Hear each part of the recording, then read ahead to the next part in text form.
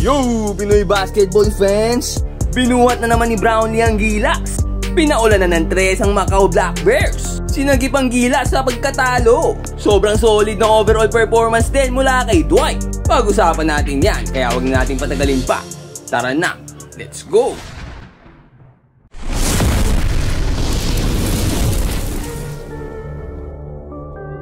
At ayun nga, sa umpisa ng laro kontra sa Macau Black Bears ay medyo maalat itong si Dwight. Hindi nga naging maganda ang first quarter nito at hindi nahuhulog ang mga tira. Wala nga itong napunto sa first quarter at 0 out of 5 siya mula sa field. Dito nga ay natapal pa siya, sayang ang ganda sana ng fake. At dito nga sa second quarter ang gandang split dribble, parang si Moses sinati sa gitna defenders. At simula nga niya ay mukhang nakuha na niya ang rhythm niya pagkatapos nga niya ay bumira pa ng isang wide open 3. Isa pa sana ulit pero fake lang pala at napakagandang layup para sa kanya. Siya nga bumuhay sa Gilas sa second quarter at nagpatuloy pa init niya dito sa third. Pinapatunayan kung bakit siya ang second option dito sa Gilas para sa scoring. Pero hindi na sa opensa maaasahan tong si Dwight. Napakagandang block ang ginawa niya dito kontra sa sentro ng Macau na si Mediocre Brown. Sinupal pa lang 6'10 na Phil-Am. Nag-provide nga rin siya ng sipag para dito sa Gilas. Tingnan nyo naman napakagandang offensive rebound after magmintes ng tira ni CJ Perez. After ipahiya si Brown sa tapal niya ay ni-reboundan pa. At hindi rin nga mapigil ang mga drives ito si Dwight Ramos. Pinakitaan pa ng passing skills ang kalaban. Hindi lang puro scoring dahil magagandang assist ang binitawan nito. Full court pass para kay Scottie. Grabe namang vision yon. Saktong-saktong pasa para kay Thompson para sa libreng layup. At sobrang ganda rin ng timing ng mga pasa nito.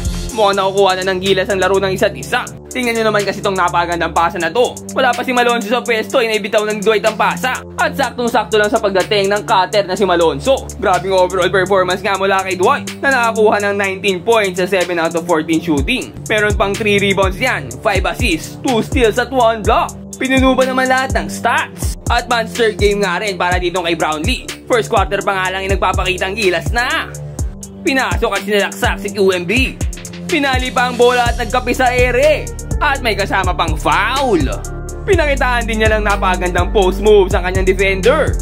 At hindi na nga nakareact sa bitaw niya itong kanyang bantay. Pinakitaan pa ng dribble moves, biglang nawala yung bantay niya. Libre-libre pa naman sa 3, pinabayaan. At nakakuha nga agad ng double digit points itong si Brownlee sa first half pa lang. Pero sa second quarter nga medyo tumahimik si Brownlee. Itong napakagandang end one play nga lang na score niya dito sa second quarter. Pinunggunan na ipasok pa, ang lupit.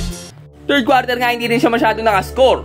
Nakuha nga lang niya ang kanyang first score sa second half, last 2 minutes ng third quarter. Nagkaroon pa nga ng error itong si Brownlee at nagkamali ng pasa.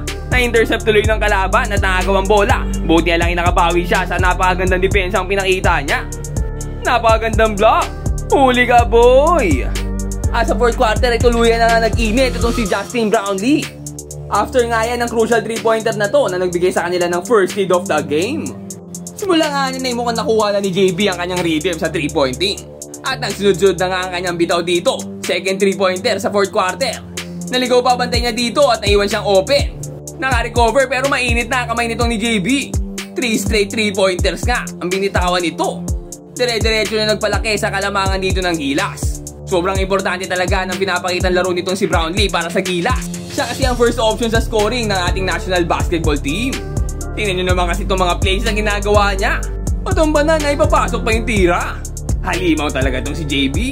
Ibang klase sa scoring. Ibang klase rin ng kamay. Pag nag-init ay hindi nagbimintis. At nakapagpasok nga ito ng 4 na 3-pointer sa loob lang ng fourth quarter. Pinapatunayan kung bakit siya ang naturalized player natin. Pusong Pinoy pa at may never say die mentality. Nakapagbigay nga ito sa Gilas ng 32 points. May kasama pang 15 rebounds yan at 5 assists. Pero hindi na nakakagulat to dahil kayang-kayang gawin to ni JB. Pero hindi naman pwedeng sa kanya lang lagi nakakasa ang Gilas. Dapat ay mag-step up din ang ating mga local players sa scoring. Pero kayo, ano sa tingin nyo?